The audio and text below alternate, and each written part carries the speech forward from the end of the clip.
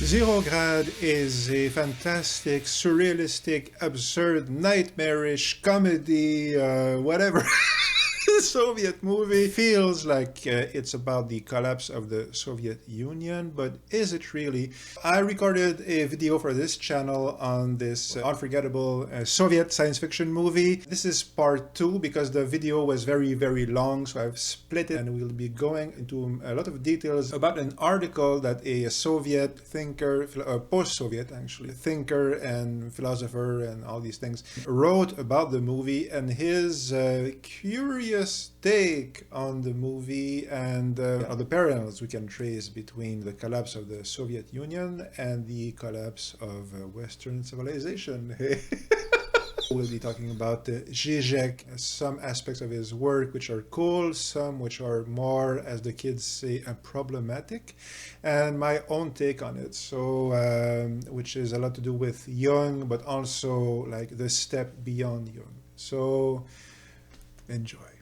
So, when I watched it the first time, I told myself this is clearly the expression, like the psychological expression of a people who are aware that their society cannot hold on much longer. I've kind of nuanced that analysis, like, because, you know, what actually happened in the 1991, I think, could the USSR have continued? I tend to think it could have, actually. But that would be a topic for another day. What happened, happened. The core issue here is that, as I mentioned, I wasn't alone in feeling that this movie expressed this sense of imminent collapse of the USSR. At least one well-known, you know, ex-Soviet author has expressed that in a book, which I'm going to talk about quickly here. And I discovered it because it's on the Russian Wikipedia. I used an AI translation tool. It's at least well known enough to be a big part of the Russian version of that movie's Wikipedia page, if you like. How well established in Russian culture is this author and this idea? I don't know, but it's not, it doesn't feel like it's entirely marginal. But as you will see, it's also, it comes off, if you read it here, as partly smart and partly, if you'll pardon the expression, batshit insanity. It feels like a completely crazy, conspiracy theory. But that's kind of like my point. And this reaction, which you might have if you're not from Russia and you're seeing this video, you know, and if you feel this is crazy, well, that's part of my point for this video here. And this will link back to why I think our own Western civilization, if you like, is, let's say, in so much trouble. So, before beginning, we'll note that the movie was the official submission of the Soviet Union for the Best Foreign Language Film category in the 62nd Academy Awards in 1990. So in 1990, the USSR submitted this movie as its representative for Best Foreign Movie at the Oscars. So this has the seal of approval of the state.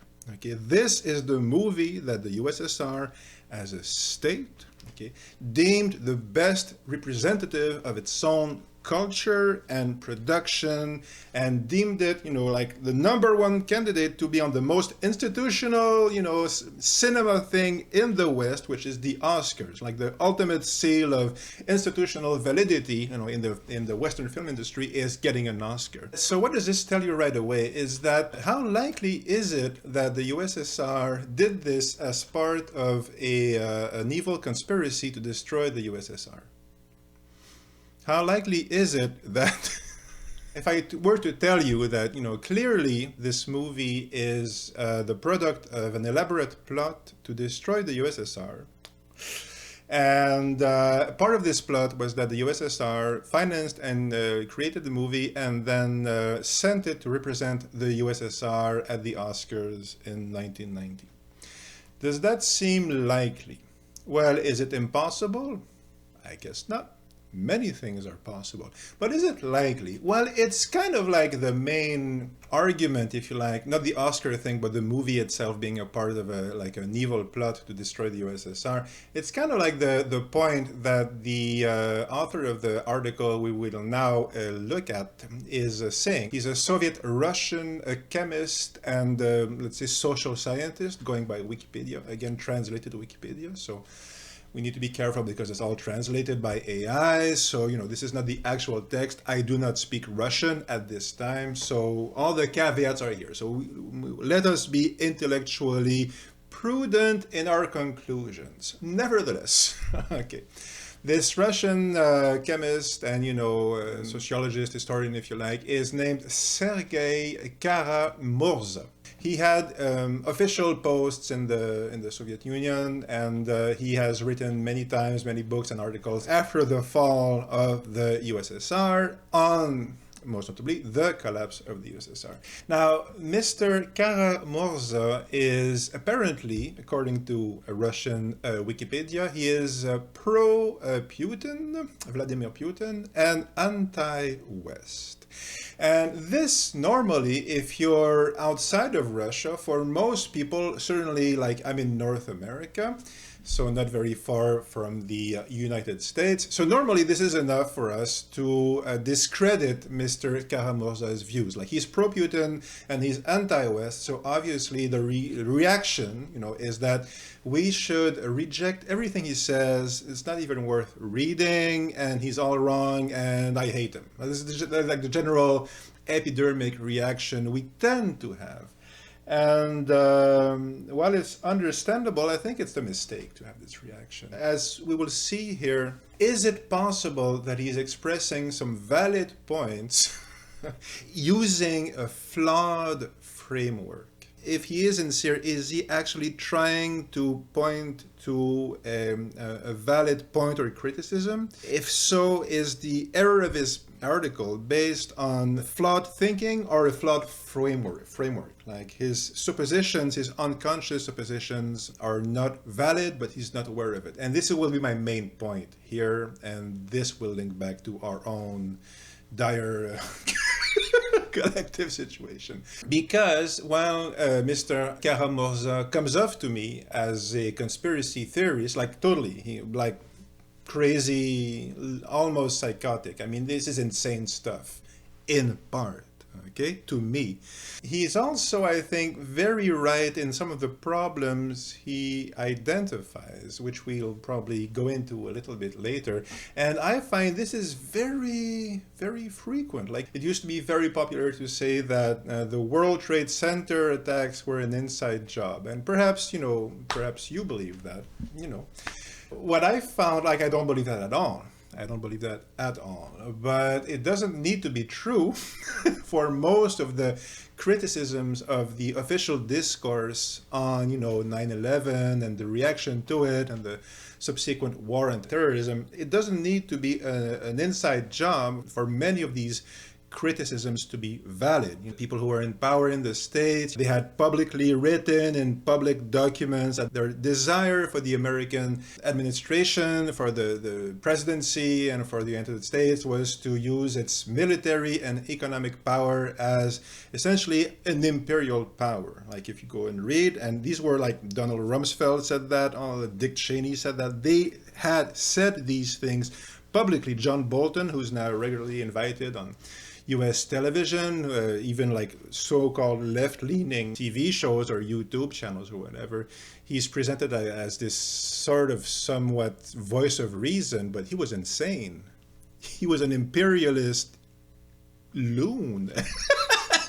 This is, you see? The idea here is that people, for instance, in the case of 9/11, they saw the reaction to it and they said, because what seemed at the time to be a police state or very militaristic, policies were put in place after 9/11, that must mean that 9/11 was created by these people to justify their actions, like a false flag event. But the actual truth of it is that it's just much safer to just wait for the catastrophe to arrive.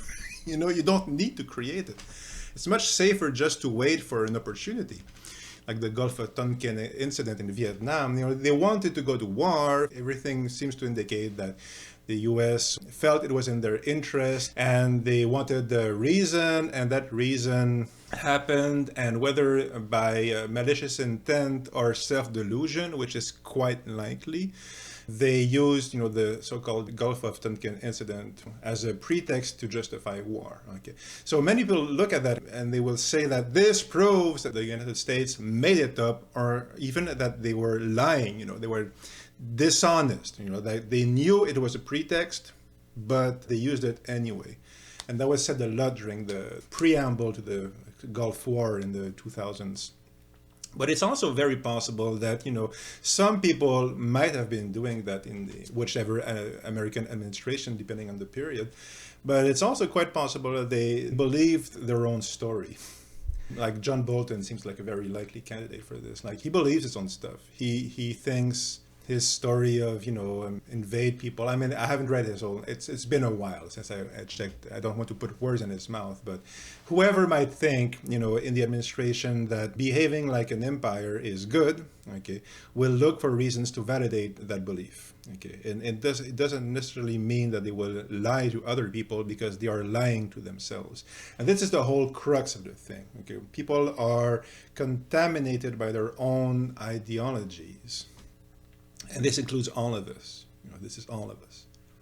Like, our main task is to see through that. Okay. It is very uncomfortable.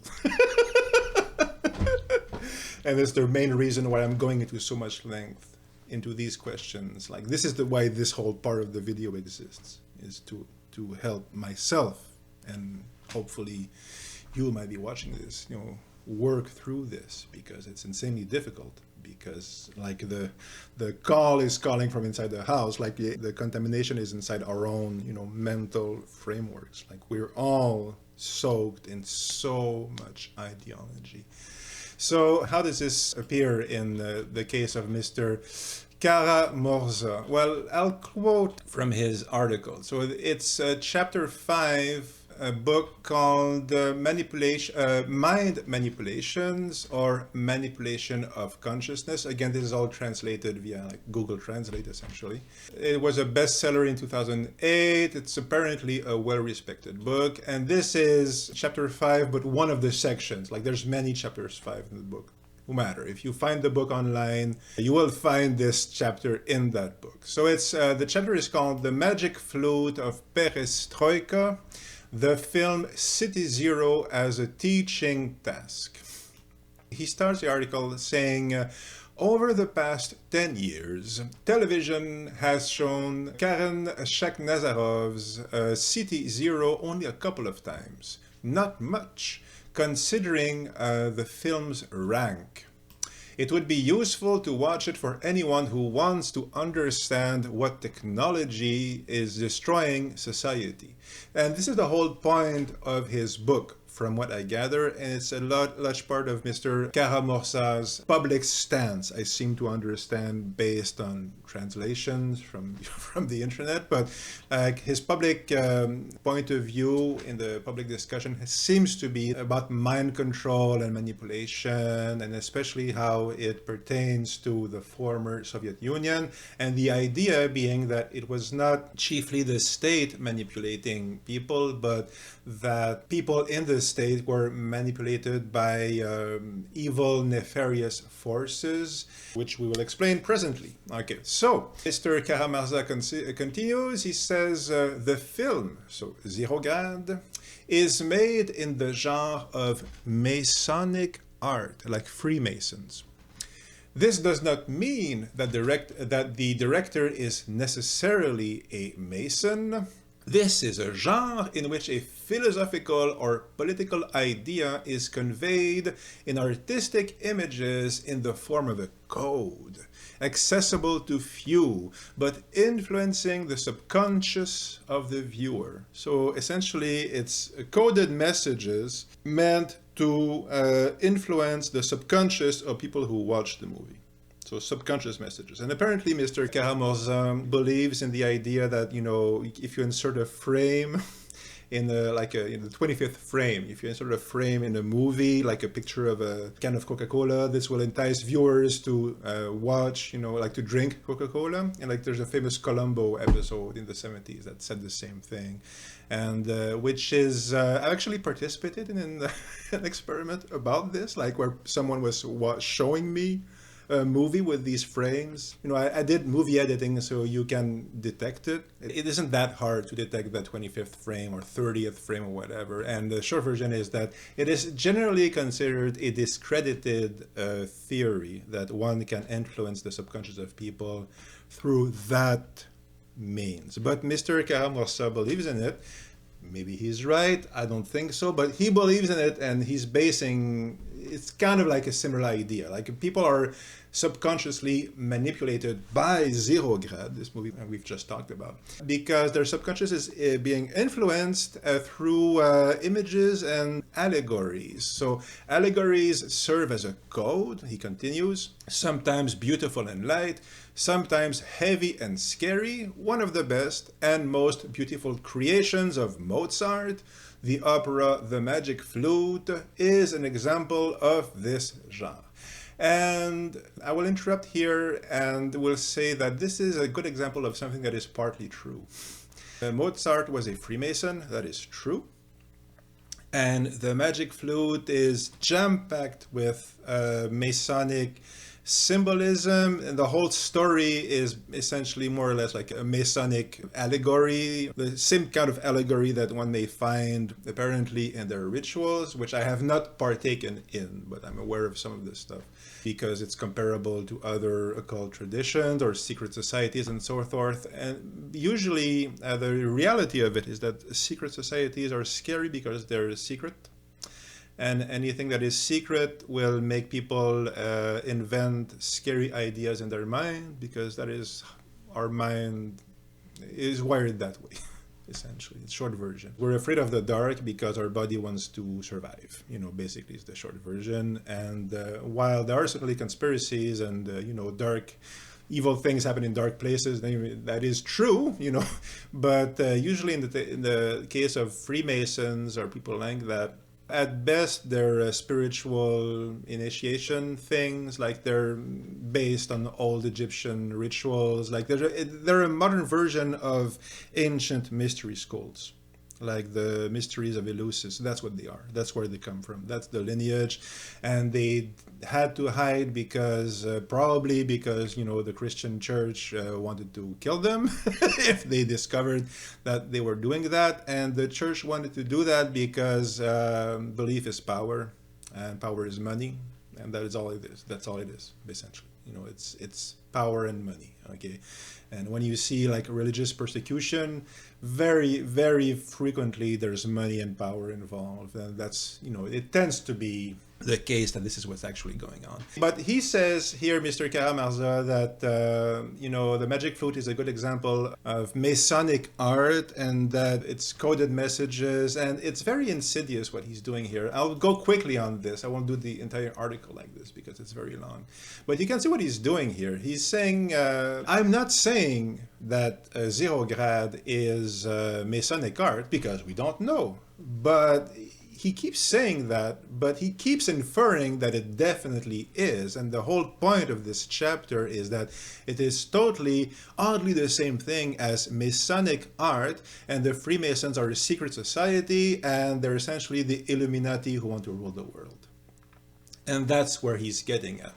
And apparently he's written essays, about similar topics like the so-called top billion, the golden billion idea, which is apparently that, from what I gather, from what I've seen online, his idea is that the new world order is, so the Illuminati essentially, is using nefarious evil tactics to exploit most of humanity. So let's say there's 8 billion people on Earth. I've lost count, to be honest. Well, the golden billion is the people on top, and the 7 billion other people beneath that are all exploited.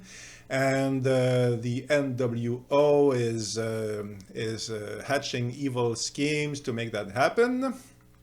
and to steal natural resources for the benefit of the top billion people, who are the West, obviously. And so what's the thing here is that, well, this is mostly true, except you don't need the Illuminati for this. Like, this is like imperialism and capitalism. Yeah, so yeah, they exploit people, and it's monstrous and awful and horrible and indefensible. And yeah, so there's no Illuminati involved. It's evil.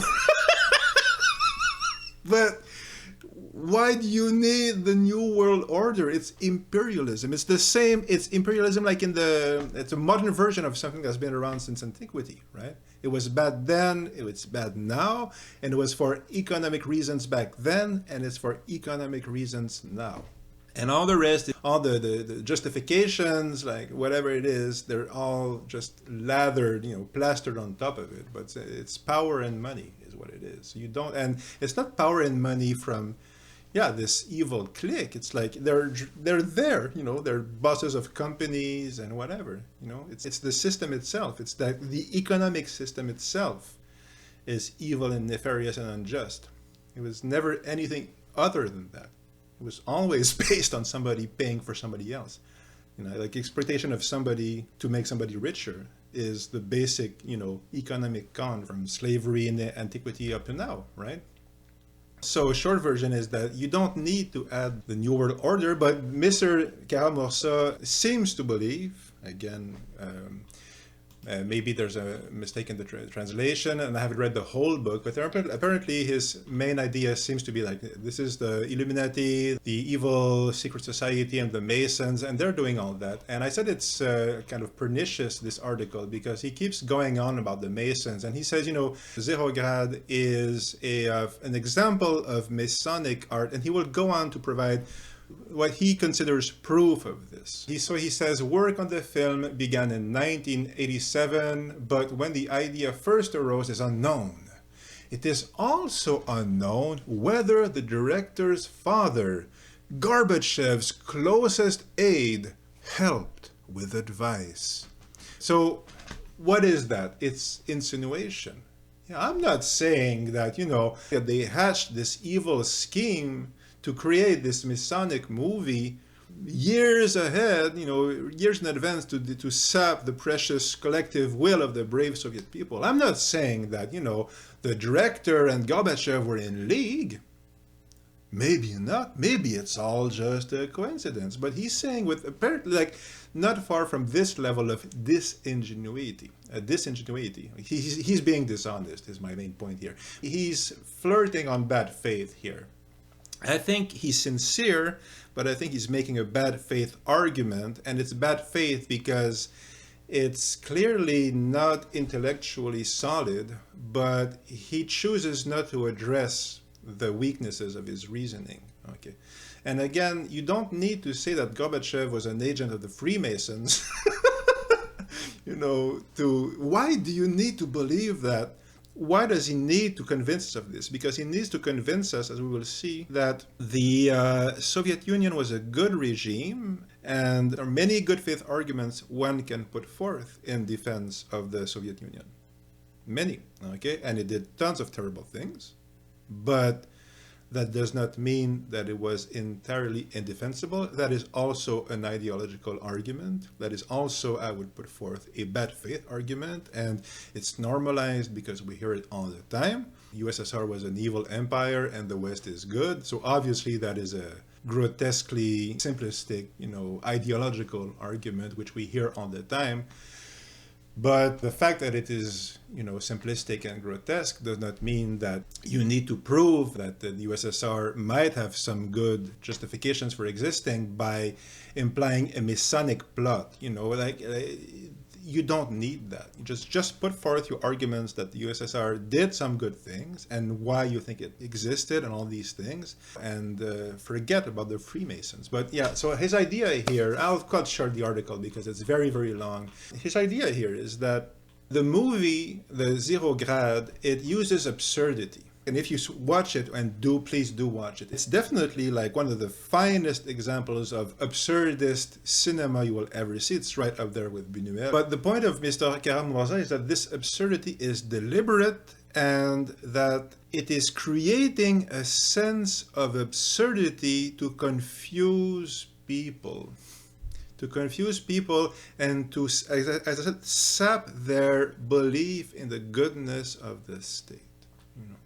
So it's kind of like when politicians here talk about populism and demagogy, right? Like you will often see, oh, this politician is a populist, he's a right-wing populist or so forth. Comes up all the time. And the idea is that he's riding up the anger and the hatred of people, but there is no good reason that hatred or even anger. So for hatred, I can understand. Yeah, hatred is destructive emotion. But is it possible that people who feel hatred are just, it's like this very condensed form of this long simmering anger?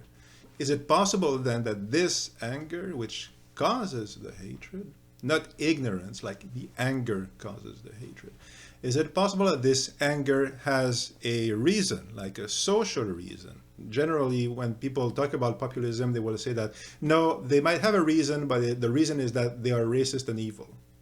They are stupid. And who usually feels these things? It's usually like the people. There's an economic element is where I'm getting at here. Topic for another day, but the discourse, which is strikingly similar to the argument that Mr. Kara-Murza is putting forth here, is that if people are unhappy and expressing unhappiness, it must be because an evil influence brainwashed them. This is the only explanation, because the system is good. And that's the narrative. And that is the Western narrative, and that is the narrative that Mr. Kara-Murza is putting forth here, and which I completely believe in this aspect he believes. I think he's sincere in that. I think he truly believes, like many people here believe about the West, that if people are unhappy, it's because they are either intellectually or morally inferior and not worthy of our attention, or because, in this case here, because they are manipulated. You know, wake up sheeple is essentially his his shtick here, in a sense, you know. So Mr. Kara-Murza says, you know, the film presents the perestroika program, so the loosening of the very strict control of certain aspects of Soviet society, like very broad oversimplification I'm giving here. Essentially, the big loosening of the Soviet Union by Gorbachev, both internally and externally, according to Mr. Kara-Murza and many people, is what caused the collapse of the USSR. And Mr. Kara-Murza believes that this was a deliberate plot by the Freemasons and the New World Order, and that Gorbachev was a willing agent of this, and that Zerograd is an example of their nefarious brainwashing tools.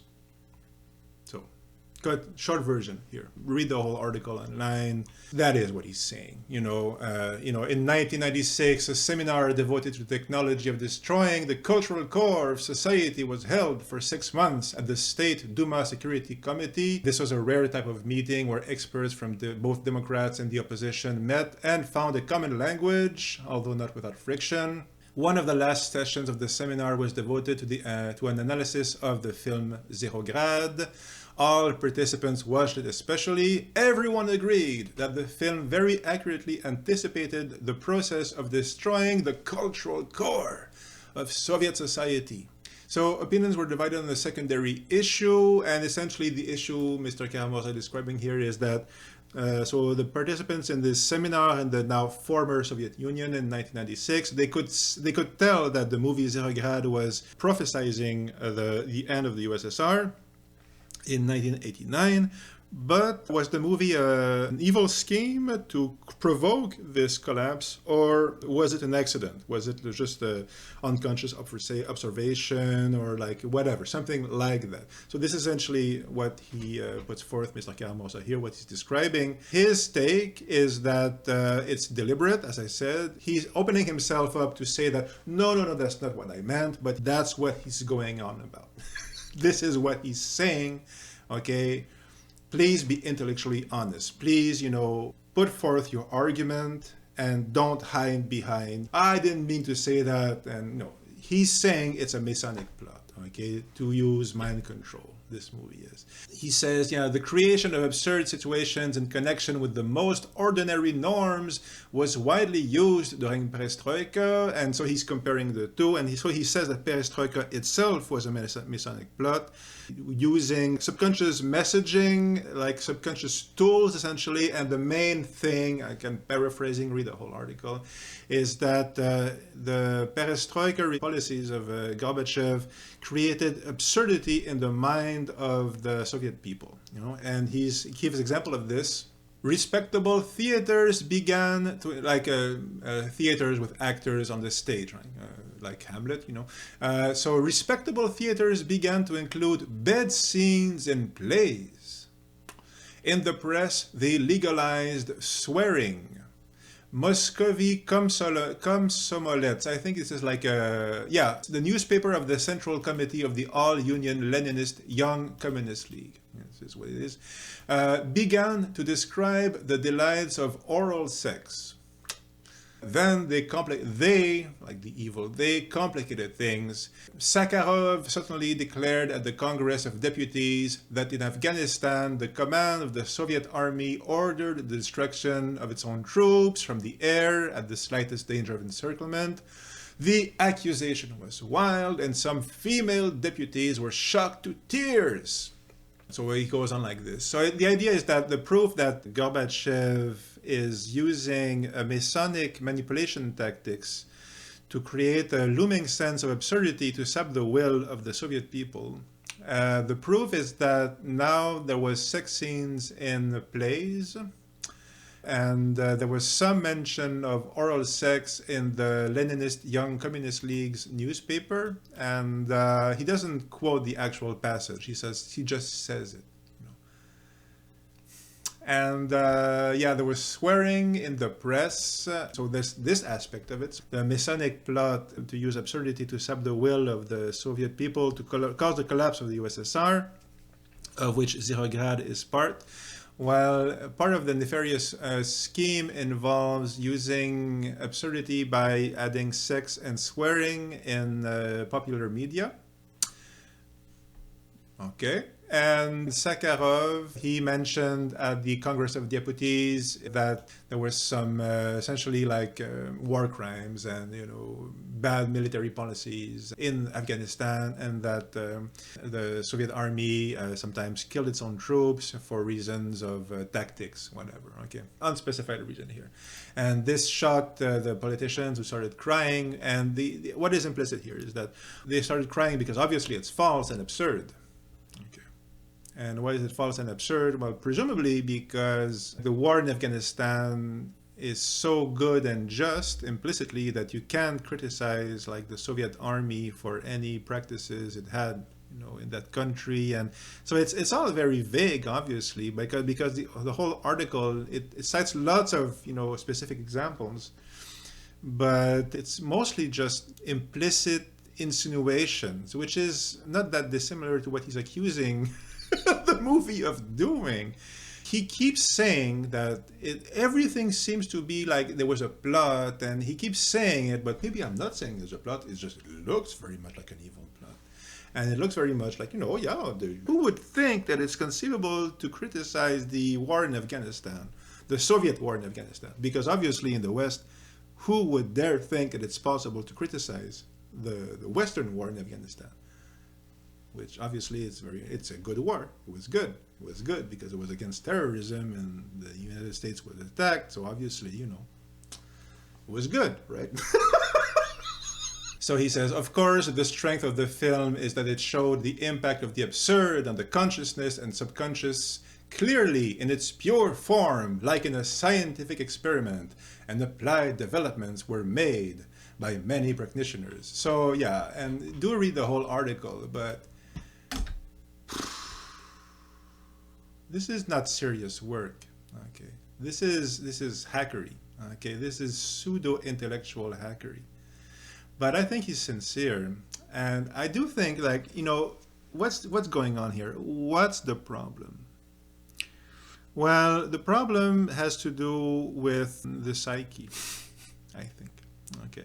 I seem to understand that, like psychoanalysis is very unpopular in the former Soviet Union for some reason. And it's very possible to criticize many, many aspects of psychoanalysis.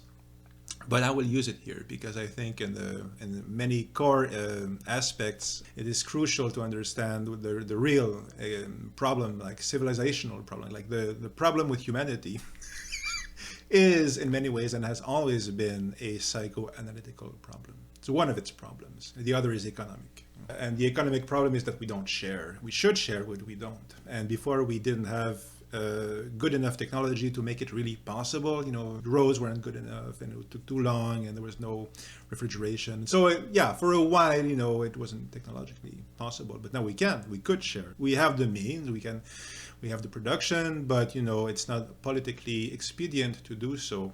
So we don't do it. So that's one part of it. So we need to have these political systems in place to make sure that we don't share, that rich people stay rich and that poor people stay poor and the people in the middle stay happy. And for all that to hold, we need stories, we need ideology, same as we always have.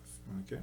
The problem is that human beings are habitual creatures and social creatures, which is to say that by default they are unconscious creatures.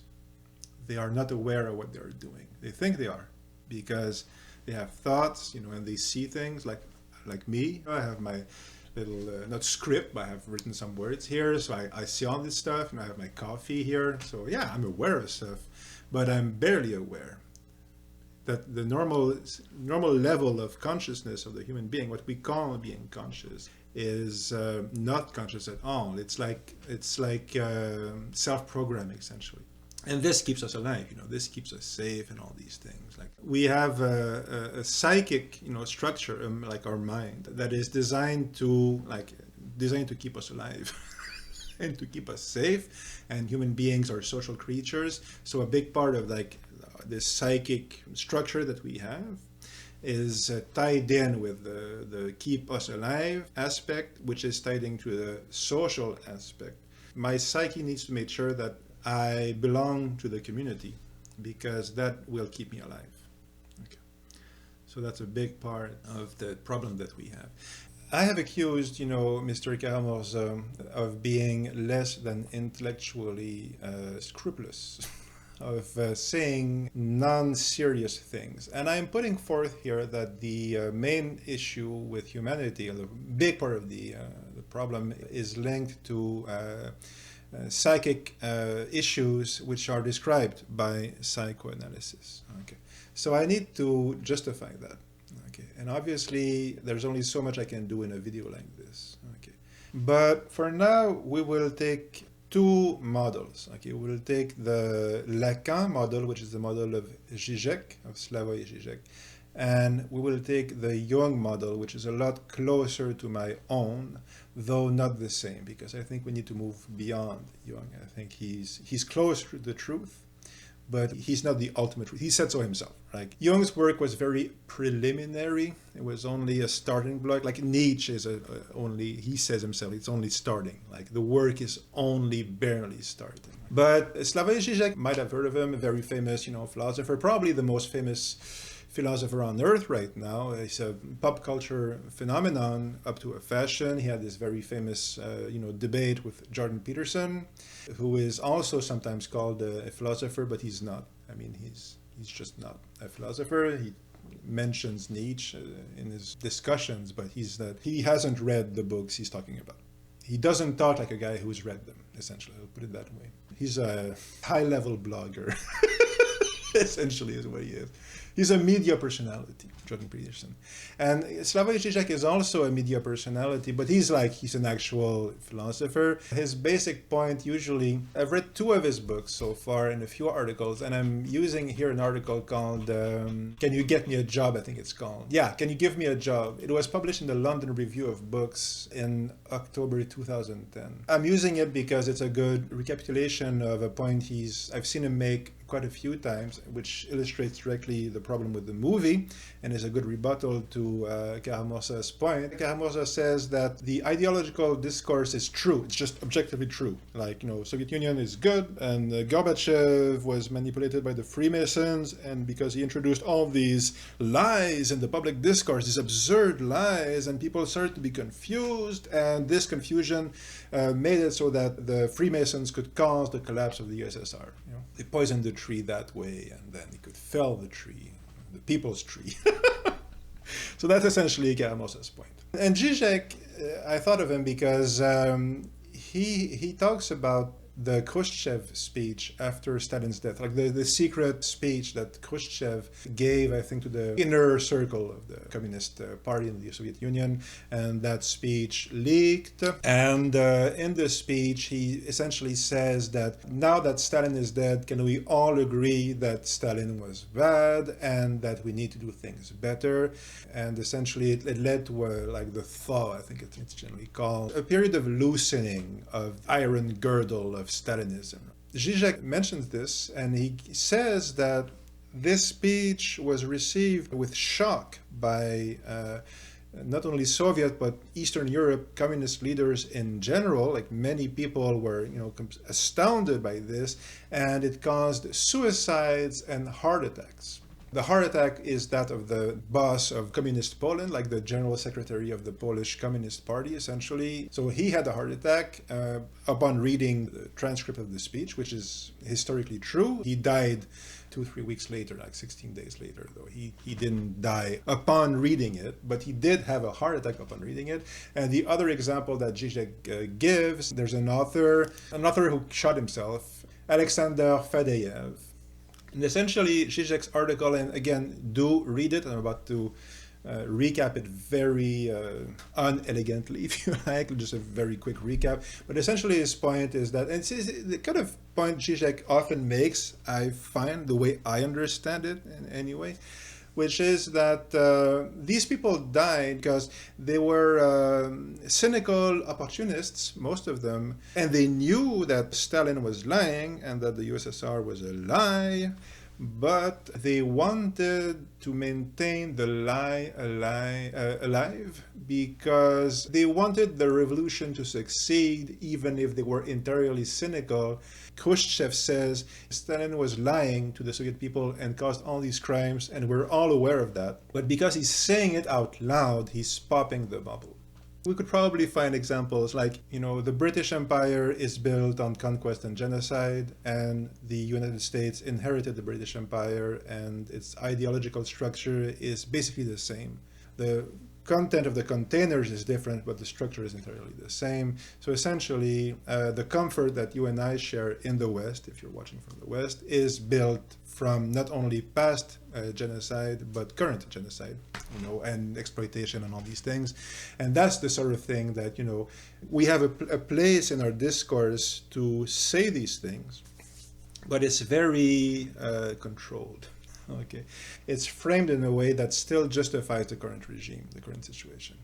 What Khrushchev did here is pop that bubble, the equivalent of that bubble in the USSR, right? And Zizek is saying that this is why people killed themselves or had heart attacks. But there are problems with this, and this is a problem I've seen many times in Zizek's work, I'm sad to say, is that his facts are disputable, because the guy did have a heart attack, the leader of Poland, he did have a heart attack, but he was suffering from pneumonia. He had been suffering from pneumonia for a while, so his heart was weaker. And the core thing is that he didn't have a heart attack because of the, ideological lie being revealed to be a lie in public, even though he knew he was a lie, but he wanted to believe like this. And he goes and he gives a Lacanian explanation. And his Lacanian explanations, Zizek's, are always very beautiful. And they're very elaborate, like building a model of the Eiffel Tower with, like fly legs. Like, it's very, very minute. He does that for his, Lacanian developments, but his whole thing is like very broad strokes. Like Zizek's, and one of his broad strokes here is, he's saying, the guy from Poland had a heart attack, and he's doing what Kara-Murza is doing. He's conflating things in putting things together because he knows that we will associate them in our minds. He's not exactly associating them, but that's how the mind operates, and he very well knows it, Zizek does. And I like Zizek, but this is the part of his work I don't like, to be honest. Because the truth is that did the director of Poland, like Boleslav Bierut, did he have a heart attack because of some Lacanian piercing through of, the ideological bad faith lie, which he wanted to be true, and so forth and so forth? Or because he was a dictator, so a high-stress job? Probably like the highest stress job is probably being a dictator, because you're always afraid that you're going to be killed, and not only that, but you're almost certain that you'll be killed eventually. It tends to happen. How did Mussolini die? He died on the, like a butcher's hook. How did the Ceausescu's die? Were massacred. Ceausescu and his wife from Romania. This is very frequent. If you're a dictator, if you're like a Stalinist dictator, you have to be aware that you're ruling through fear and terror and manipulation and lies. You have to have read a couple of books. Like, if you're a dictator, hopefully, the way that dictators tend to fall and die, which is horribly and very badly.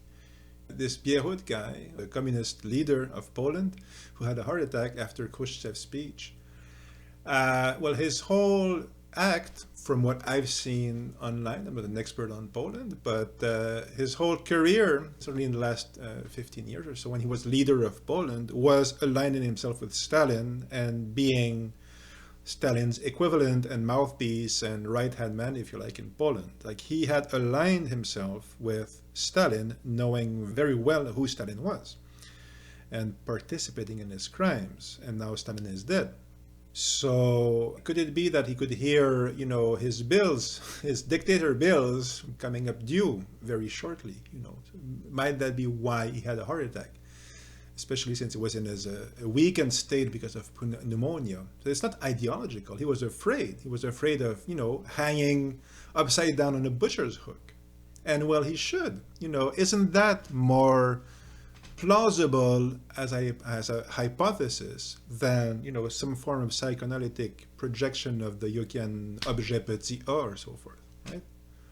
Concerning the other example that Zizek gives, though I do think many of his points are very interesting. In the case of Zerograd, I think Zizek might see that as, it's not that the movie is being manipulated by Freemasons to cause confusion in the mind of people. It's just that perhaps the movie is an expression of the collective psyche, which is something, Lacan, something, objet, petit a. This kind of like psychoanalytical, trick that Zizek does very, very well and fascinatingly, and it makes you smarter, very worthwhile, very good books. But is this really what's going on here, or is it just a weakened and old dictator who is sick and he's afraid for his life, and he has a heart attack because he's afraid?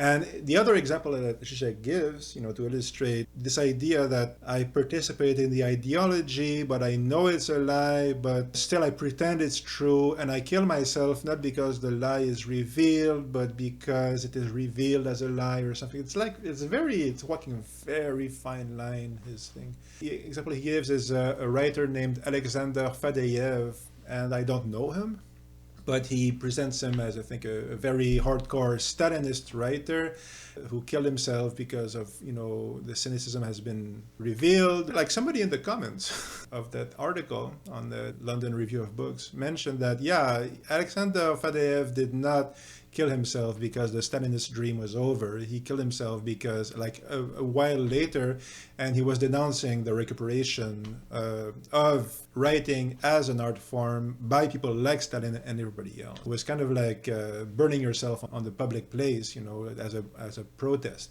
against the desecration of art, essentially. And I don't know enough about Alexander Fadeyev to know which is true, but from the little I've checked, like on Wikipedia and so forth, the truth seems to be closer to the side of this comment on the website than on Mr. Zizek's side, the argument he's putting forth. That doesn't mean that Mr. Zizek is entirely wrong and doesn't invalidate his whole work, but it does not convince me that his main point, which is that there is no unconscious, which is what I'm getting at now. So the whole idea that Zizek puts forth is that there is no unconscious, there is no self, there is nothing in there, and it's all a lie, and it's all bullshit, and it's all manipulation, you know, and it's all mystical woo-woo, and the New Age obscurantism is a term he uses. It's all put forth by stupid idiots, another term he uses very frequently. There's nothing there, there's no one inside, he does not exist, nothing exists, it's all lies, it's all an illusion, and only this very subtle Hegelian uber nihilism of the non-self seems to be true, and this is proven by this Lacanian gymnastics and so forth. Yeah. And I like Zizek, but I think he's wrong. I think he's wrong on this, and I think he's really stretching. Obviously, I need to work more on this, just to elaborate on this, and perhaps he's more right than I think. It is possible. But from what I've seen, I think he's missing something. And what he's missing is that, yeah, he's saying that there's no unconscious, the psychoanalytical unconscious. There's no subconscious and no unconscious. And that is absurd, because you're dreaming, you have dreams. What are those dreams? Well, they're content from something like what we call traditionally in psychoanalysis. I'm not a psychoanalyst by training, but for various reasons, put a lot of time in it, in reading and experiencing aspects of it.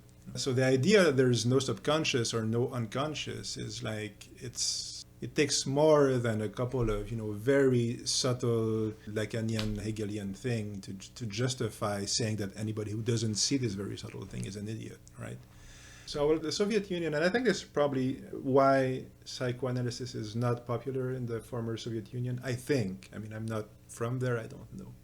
But it is linked with what Zizek calls New Age obscurantism, and that is partly because USSR was a communist state, and a communist in the sense of Karl Marx, and Karl Marx was very anti-religious for his own reasons. Some of them are very justifiable, and some of them are less intellectually grounded. Some of them are less solid. Like I personally am very against religion, 1000%. I do not think religion is defensible in 2000 and whatever year we're at now, right now, 25, I think. Yeah, 2025. I don't like it at all. I think it's toxic because it exacerbates and encourages the type of ideological problems we're describing here. Okay, but there was this idea which also hurt, I think, science fiction in the USSR, because it was put forth as childish and unrealistic, which is in Aelita, the 1924 I think movie, like a very famous silent movie. That's the conclusion of the movie, is let us forget childish things like science fiction and let us work, workers unite, and plants and industrialization and all these things, which are the true noble aspirations of modern man and so forth. So the idea is that there is the true rational scientific reality, and this is true and this is good because it is true and it is natural and scientific and all these things. It is true, scientific, and good, all the same thing, and rational, all the same thing. On the other side of that is superstition, which is ignorance and stupidity and all these things.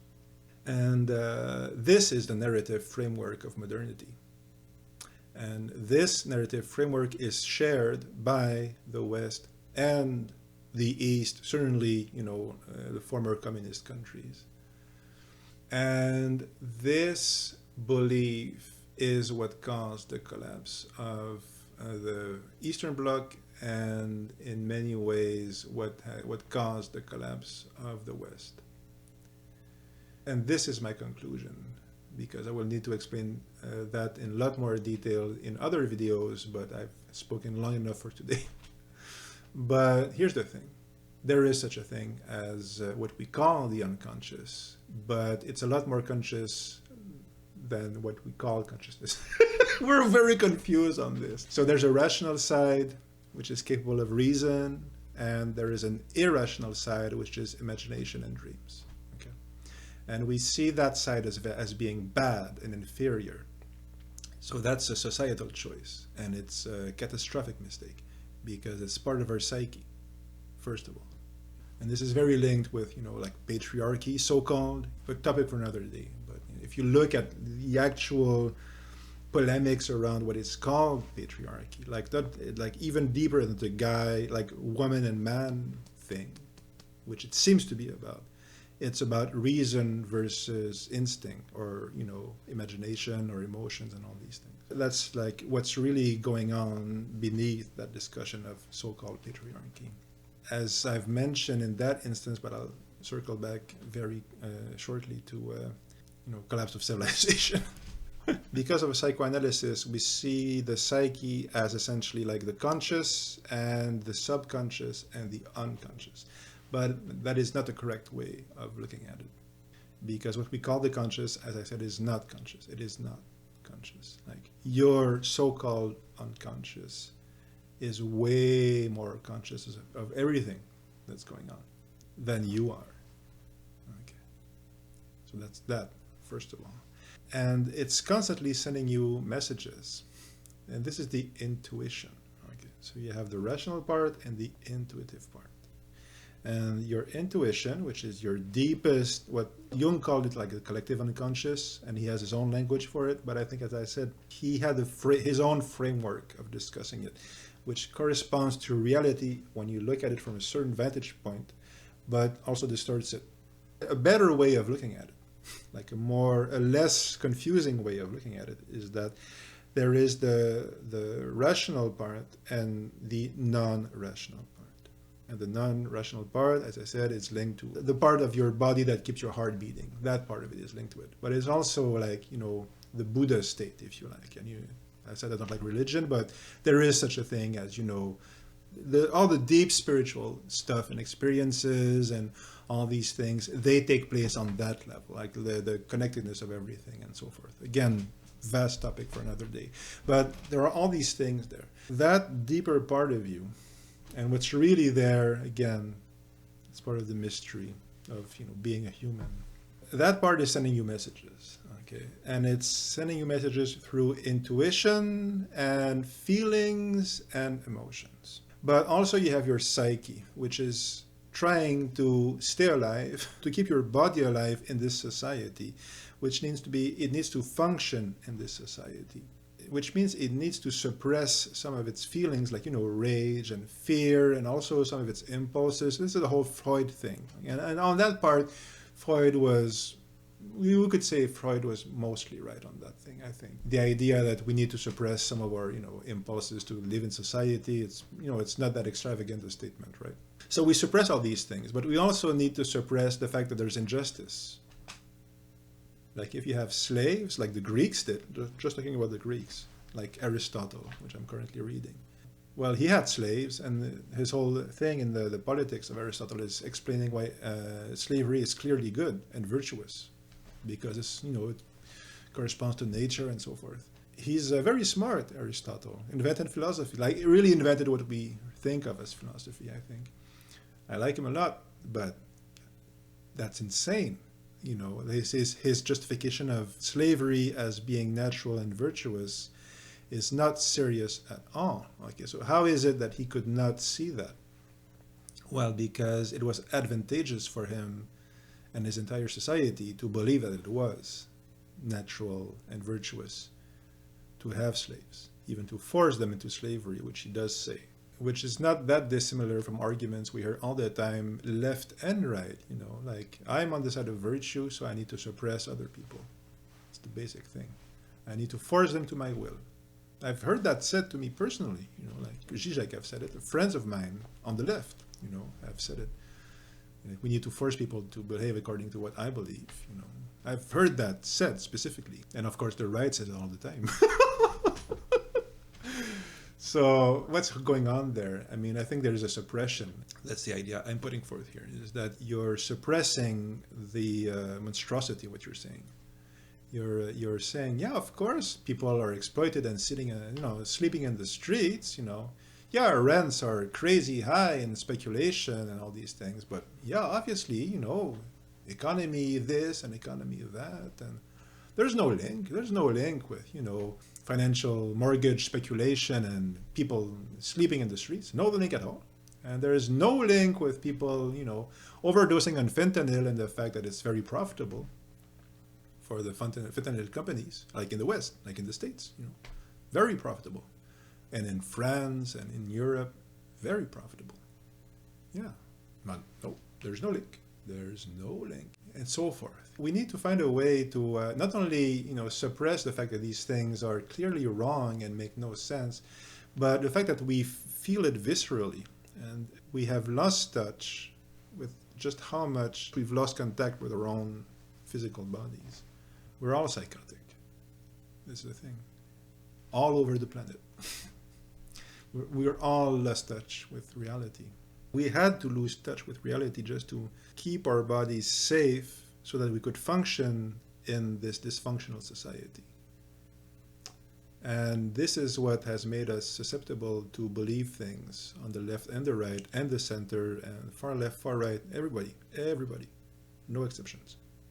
And the problem is that we have not fixed the basic injustice. So we have tried to create this immovable object of our suppression, of our sense that things are wrong and we are participating in it, and it's good for us. It's economically advantageous for me to have people suffering beneath me, no matter where I am on the social strata. That's the setup. I benefit from that. And we have suppressed that. And as I said, tried to create this immovable force. But your psyche, it's trying to keep that so-called unconscious, but your deepest part of you knows it's wrong and knows it's not sustainable in the long term. So yeah, it lasted a couple of thousand years, you may say, or capitalism lasted for 200-300 years, but it's not sustainable long term. And that unmovable force is ideology and narrative and the narrative framework. But what's coming up is the truth of your inner knowing that knows it's wrong and it's unsustainable.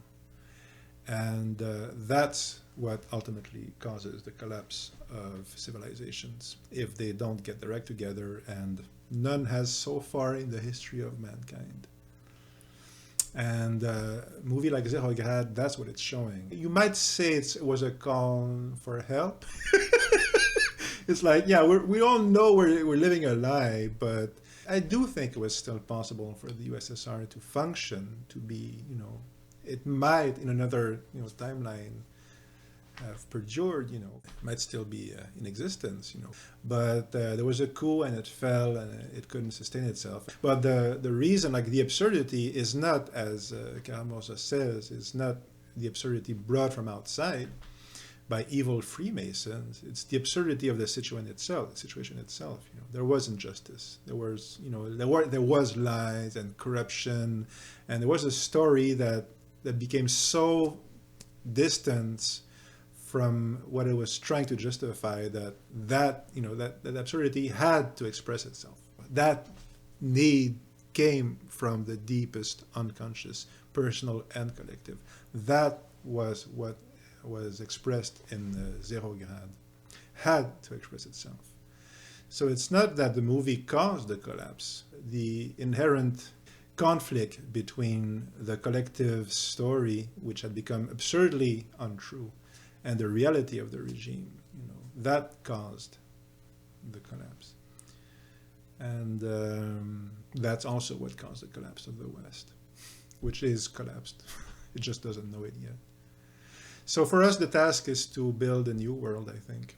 And I do think that sharing should be a vital and core part of that new world, because otherwise we get what we've gotten so far. We have to do better now. And this is what I'm trying to do with this channel, trying to help with that, but also trying to bring to light cool movies. And Zerograd is definitely super cool. And do check it out. And if you have a different take from me, which is, by all means, you do you. Like, I'm very curious. Like, do tell me what you think the movie is about. Please watch it first. But do tell me what you think the movie is about. And I don't have the absolute truth. Nobody does. But we all have parts of it, and I do think that we will make it through together. And yeah, see you on the other side. Live long and prosper. Life is good.